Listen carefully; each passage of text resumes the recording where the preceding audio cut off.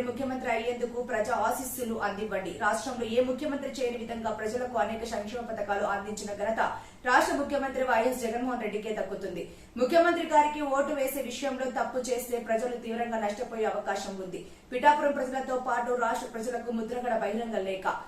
Fan గుర్తుకు vote వేసి ముఖ్యమంత్రి వైఎస్ జగన్మోహన్ రెడ్డిని మళ్లీ చేసేందుకు ప్రజా ఆశీస్సులు ఇవ్వాలని పిఠాపురం ప్రజలతో పాటు రాష్ట్ర ప్రజలను కోరుతూ మాజీ మంత్రి మరియు వైసీపీ నేత ముద్రగడ పద్మనాభం శుక్రవారం బహిరంగ లేఖ విడుదల చేశారు. లేఖ సారాంశం ఇలా ఉంది. రాష్ట్రంలో ఇంతవరకు ఏ ముఖ్యమంత్రి చేయని విధంగా అనేక సంక్షేమ పథకాలు ప్రవేశపెట్టి పేదవానికి పట్టెడన్నం పెట్టిన ఘనత ముఖ్యమంత్రి వైఎస్ జగన్మోహన్ రెడ్డికే దక్కుతుందన్నారు. ఓటు వేసే విషయంలో తప్పు చేస్తే రాష్ట్ర ప్రజలు తీవ్రంగా నష్టపోయే అవకాశం ఉందని లేఖలో వివరించారు. తరువాత వచ్చే పాలకులు రాక్షస పాలన సాగిస్తారని లేఖలో పేర్కొన్నారు. దానికి ఉదాహరణగా గత తెలుగుదేశం ప్రభుత్వంలో పోలీసులచే చేయించిన అరాచకాలను ఈ సందర్భంగా వీడియో రిలీజ్ చేశారు. గాజు గ్లాసు పగిలి ప్రాణహాని జరిగే అవకాశం ఉందని, అందుకే అందరూ స్టీలు గాజులు వాడుతున్నారని అన్నారు. సైకిల్ తుప్పుపడడం వల్ల ఇప్పుడు ఎవరూ సైకిళ్లు వాడడం లేదని, ప్రతి ఒక్కరూ మోటార్ సైకిళ్లు, కార్లు వాడుతున్నారన్నారు. ఫ్యాను మాత్రం అందరి ఇళ్లలో ఉండటం వల్ల చల్లటి గాలిని స్వీకరిస్తున్నారన్నారు. అందుకే ఫ్యాన్ గుర్తుకు తప్పకుండా ఓటు వేసి జగన్మోహన్ రెడ్డి ప్రభుత్వాన్ని గెలిపించుకోవాల్సిన అవసరం ప్రతి ఒక్కరిపైన ఉందన్నారు.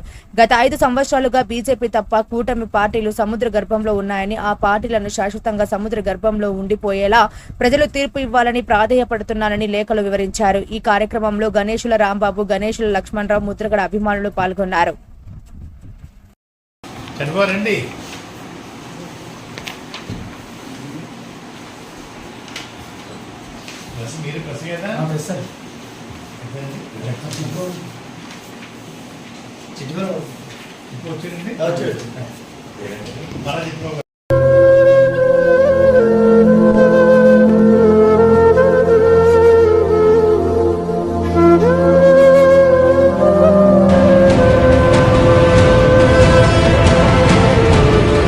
అనుమతి లేకపోవడంతో అడ్డుకుంటామంటున్న పోలీసులు. కిర్లంపూడిలో టెన్షన్ పెరిగిపోతోంది. సెక్షన్ 30 కింద నిషేధాజ్ఞలు అమలవుతున్నాయి. పోలీసులు ఎన్ని రకాలుగా అడ్డుకున్నా పాదయాత్ర జడ స్వగ్రామం కిర్లంపూడితో పాటు జిల్లా వ్యాప్తంగా భారీగా పోలీసు బలగాల ఘటనల్లో వెళ్తున్న వారిని వీడియో తీస్తున్నారు. కిర్లంపూడి చుట్టుపక్కల మొత్తం 6,000 మంది పోలీసుల్ని మోహరించారు. వీరితో పాటు ర్యాపిడ్ యాక్షన్ ఫోర్స్ బలగాలను కూడా కిర్లంపూడి తరలించారు. పోలీసు ఉన్నతాధికారులు భద్రతా ఏర్పాట్లను ఏర్పాటు చేసి ఎవరినీ అనుమతించడం లేదు. గుర్తింపు కార్డు ఉన్న వారిని మాత్రమే కిర్లంపూడి వెళ్లేందుకు అనుమతిస్తున్నారు. ముద్రగడ ఇంటి చుట్టూ డ్రోన్ కెమెరాతో నిఘా పెట్టారు. 15 మంది డీఎస్పీలు బందోబస్తు వ్యవహారాలను పర్యవేక్షిస్తున్నారు. మండలంలోని కొన్ని గ్రామాలను ప్రత్యేకంగా పరిగణించి అక్కడ పోలీస్ అవుట్ పోస్టులు ఏర్పాటు చేశారు.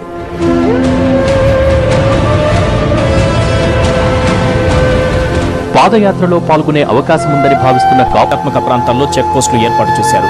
తుని, తొండంగి, కోనందూరు, తేటగుంట, కత్తిపూడి తదితర ప్రాంతాల్లో చెక్ పోస్టులు ఏర్పాటు చేశారు. వాహనాలను నిశితంగా పరిశీలించి పంపుతున్నారు. 6 డీఎస్పీలు, 24 మంది సీఐలు, 50 మంది ఎస్ఐలు, 200 మంది ఏఎస్ఐలు, 700 మంది కానిస్టేబుళ్లు, 1000 మందికి పైగా పారామిలిటరీ బలగాలతో భద్రతా ఏర్పాట్లు చేశారు.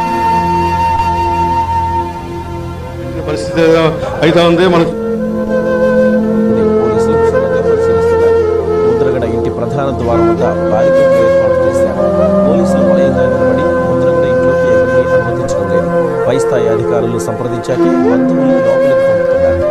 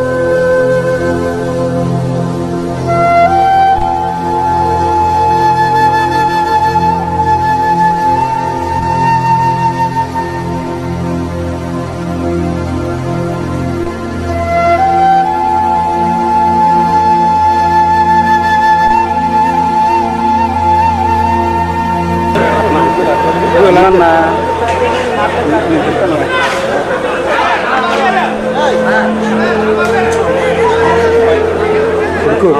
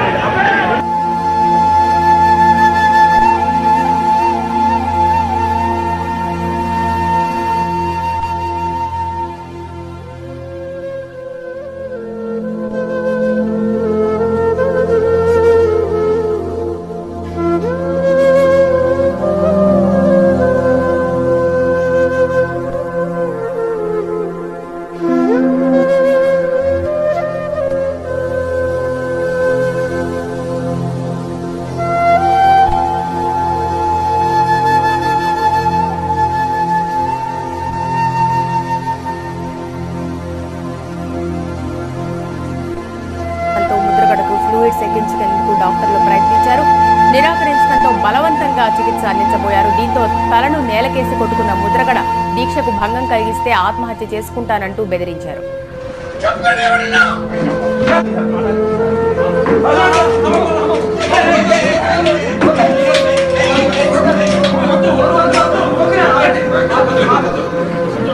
నిమ్మరసం తీసుకుని దీక్ష విరమించారు. వారిని విశాఖలోని ఒక ప్రైవేటు ఆసుపత్రికి తరలించి చికిత్స కోసం తరలించడం జరిగింది. తుని ఘటనలో అరెస్ట్ అయిన 13 మందిలో 8 మందిని ఇప్పటికే బెయిల్పై విడుదల చేశారని, మరో 2 రోజుల్లో మిగతా వారు కూడా బెయిల్పై బయటకు వస్తారని ఆకుల సత్యనారాయణ ముద్రగడ కుటుంబ సభ్యులకు నచ్చ చెప్పారు. ముద్రగడ పద్మనాభం మాత్రం తన డిమాండ్లపై ప్రభుత్వం లిఖితపూర్వక హామీ ఇచ్చే వరకు దీక్ష విరమించేది లేదని చెబుతున్నారు.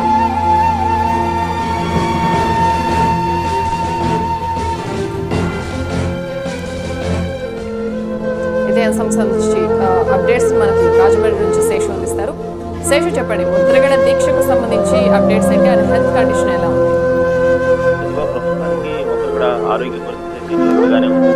అయితే ముద్రగడ సోమవారం సాయంత్రం లేదా మంగళవారం దీక్ష విరమించే అవకాశాలు అయితే కనిపిస్తున్నాయి. ఎందుకంటే 3 గంటలు తగ్గించారు, నా మెసేజ్ లంచగానే తిట్టించారు, నా కొడుకు కొట్టుకుని తీసుకెళ్లారు, నా కోడలు లంచగానే కొట్టే దిక్కెవరు అంటున్నారు.